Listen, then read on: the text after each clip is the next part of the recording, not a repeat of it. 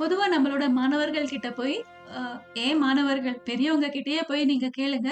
உலகத்தரம் வாய்ந்த யுனிவர்சிட்டில உங்க குழந்தைய சேர்க்கணும்னா, எந்த யுனிவர்சிட்டிய சொல்லுவாங்க? ஆக்ஸ்போர்ட், கேம்பிரிட்ஜ், ஹார்வர்ட் இப்படி தானே எல்லாரும் சொல்லுவாங்க. ஆனா ஒரு 1500 வருஷத்துக்கு முன்னாடி எங்க சொல்லுவாங்க தெரியுமா? நம்ம பாரத நாட்டோடைய நாலந்தா, தக்ஷசிலா மற்றும் நம்ம ஊரு காஞ்சிபுரம் பல்கலைக்கழகங்கள பத்தி தான் சொல்லுவாங்க. நமது கலாச்சாரம், நமது பெருமைன்னு சொல்ற எல்ஆர்கே உலா சேனல்ல நாலந்தா பற்றிய பெருமைய பகிர்ந்துக்கலன்னா எப்படி? உலகத்திலேயே முதல் ரெசிடென்ஷியல் யூனிவர்சிட்டியா கருதப்படுற நாலந்தா பற்றிய பல சுவாரஸ்யமான தகவல்களை பத்தி நம்ம பகிர்ந்துக்க போறோம். சுமார் 427ஆம் புது வருடத்துல முதலாம் குமாரகுப்தனால கட்டப்பட்டதுதான் இந்த நாலந்தா பல்கலைக்கழகம்.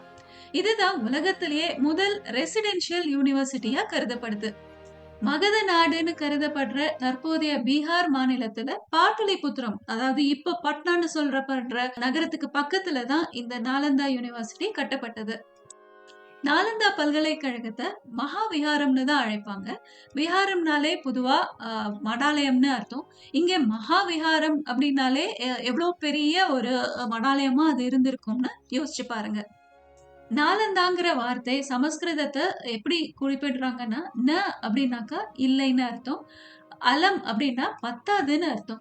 த அப்படிங்கிறது ததாதிங்கிற ஒரு சமஸ்கிருத வார்த்தை, அதாவது குடுக்கறதுக்கு அர்த்தம்.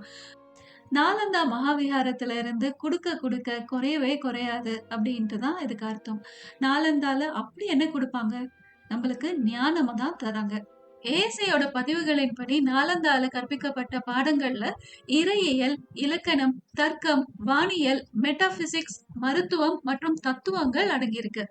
அது மட்டும் இல்ல, இங்க இருக்கிற புகழ்பெற்ற ஆசிரியர்களும் மாணவர்களையும் சேர்த்தவங்க ஆரியபட்டா, ஹர்ஷா, தர்மபாலா, நாகார்ஜுனா, தர்மகீர்த்தி, அசங்கா, வசுபந்து, சந்திரகீர்த்தி, ஷிலபத்ரா, அதிஷா மற்றும் சீன பயணியான சுவான்சாங் அடங்கியிருக்காங்க. இப்படிப்பட்ட தலை சிறந்த ஆசிரியர்களோட நாலந்தா கிட்டத்தட்ட 800 ஆண்டுகள் தடையின்றி ஒழுங்கமைக்கப்பட்ட அறிவு பரிமாற்றத்துல ஈடுபட்டிருந்தாங்க. நாலந்தா நம்ம நினைக்கிற மாதிரி ஒரு சராசரி பல்கலைக்கழகம் கிடையாது.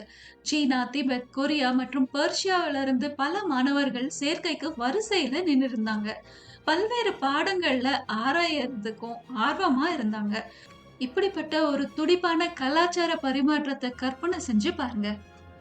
நாலந்தா பற்றி பல சுவாரஸ்யமான தகவல்கள் நம்மளுக்கு ஃபாஹின், ஹுவான்சாங், ஜீயின் போன்ற பல சீன துறவிகள் மற்றும் பயணிகளுடைய குறிப்புகள்ல இருந்து தெரிய வருது. அப்படி தெரியப்பட்ட ஒரு சுவாரஸ்யமான தகவல் இப்ப நான் சொல்றேன்.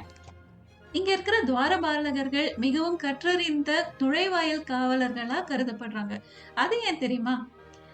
இப்போ நம்ம சொன்ன யுவான்சாங், ஈஜிங் போன்ற திறன்மிக்க மாணவர்களை உன்னிப்பா நேர்காணல் இவங்க தான் செய்வாங்க. இப்படி பல ஃபில்டரிங் ப்ராசஸ தாண்டி தான் இங்க மாணவர் சேர்க்கை நடந்துட்டு இருந்தது. உங்களுக்கு ஒரு கேள்வி.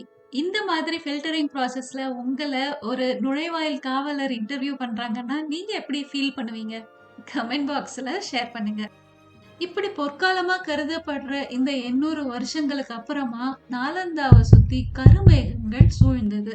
கிபி 12ஆம் நூற்றாண்டுல சுமார் 1193 இல்ல 96 பொது ஆண்டுல பக்தியார் கில்ஜி போன்ற ஆட்சியாளர்களின் படையெடுப்புகள் அழிவை ஏற்படுத்தியது. பக்தியார் கில்ஜியோட சமகாலத்துல இருந்த மின்ஹாஜி சிராஜ் அவருடைய தபாக்கத் நசிரிங்கிற வரலாற்று குறிப்புகள்ல இருந்து நிறைய விஷயங்கள் தெரிஞ்சுக்க முடியுது. இந்த பக்தியார் கில்ஜி 12ஆம் நூற்றாண்டுல 2ஆம் பாதியில ஆப்கானிஸ்தான்ல இருக்கிற ஹெல்மண்ட் மாகாணத்துல கரம்சீர் அப்படிங்கிற ஒரு நகரத்துல பிறந்திருக்கான். இன்னைக்கும் ஈரான் பகுதியில இருக்கிற ஒரு சிலர் பேசுற கலாஜ் மொழிய பேசக்கூடிய ஒரு பழங்குடியினர் சேர்ந்தது தான் இந்த கல்ஜி. இந்த பழங்குடியினருக்கு கலாஜிங்கிற பெயரை சூட்டினாங்க. அதுதான் பின்னாடி இந்தியால கல்ஜி இல்ல கில்ஜின்னு சொல்லப்பட்டது. ஒரு நூற்றாண்டுக்கு அப்புறமா டெல்லி சுல்தானேட்ட சேர்ந்த அலாவுதீன் கில்ஜியும் இதே ஊர்ல இருந்து தான் வந்ததா சொல்றாங்க. ஆனா அவருக்கும் இந்த பக்தியார் கல்ஜிக்கும் எந்த தொடர்பும் கிடையாது. இந்த விஹாரத்துல இருந்த பல கட்டிடங்களுக்குள்ள போய் நல்ல புதையல் கிடைக்கும்னு நினைச்சிட்டு இருந்த இந்த கல்ஜியோட படைகளுக்கு ஏமாற்றம் தான் கிடைச்சது. இங்க ஒரு 9 மாடி அ கட்டிடம்லாம் இருந்தது. அதுக்கு பேரு ரத்னசாகரம், ரத்னோகை. அது ஃபுல்லா பார்த்தீங்கன்னா, வெறும் மேனுஸ்கிரிப்ட்ஸும், நம்மளுடைய ஓலைச்சுவடிகளும் தான் இருந்தது. அத அவங்க கோவத்துல அப்படியே எரிச்சுட்டாங்க. இது வந்து கிட்டத்தட்ட 3 மாசம் தொடர்ந்து எரிஞ்சதா பல நூல்கள்ல அத ரெக்கார்ட் பண்ணியிருக்காங்க.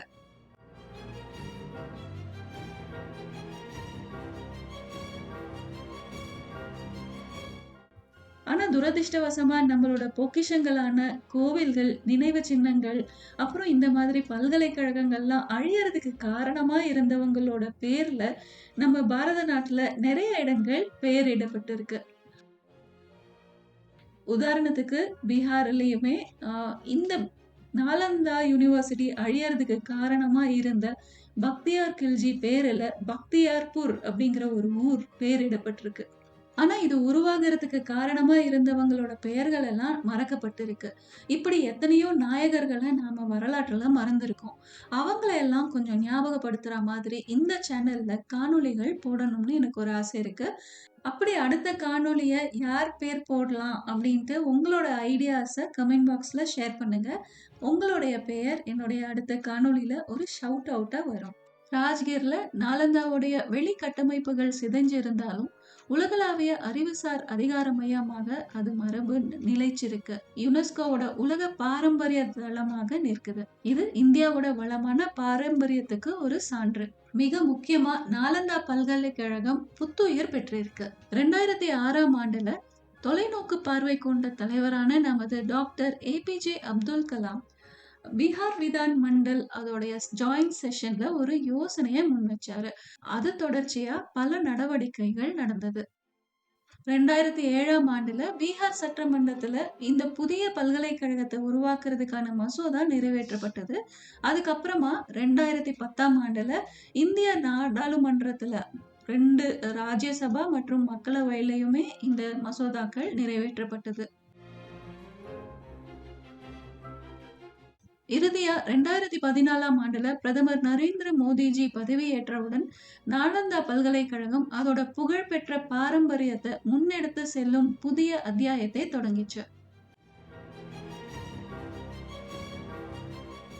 பழங்கால இடிபாடுகளுக்கு பக்கத்திலேயே கட்டப்பட்டிருக்கிற இந்த புதிய நாலந்தா பல்கலைக்கழக வளாகம் பார்ப்பதற்கே கண்கொள்ளா காட்சியா இருக்கு. பல்கலைக்கழகத்தோட வரலாற்று பெருமைய எதிரொலிக்கும் விதமா பல்வேறு துறைகள்ல பல்வேறு முதுகலை திட்டங்கள் வழங்கப்படுது. இங்க வழங்கப்படுற குறிப்பிட்ட படிப்புகளை பற்றி மேலும் அறிய ஆர்வமா இருக்கீங்களா? அப்போ நாலந்தா பல்கலைக்கழகத்தோட இணையதளத்திற்கு போய் அதுல இருக்கிற பல டீட்டெயில்ஸ தெரிஞ்சுக்கோங்க.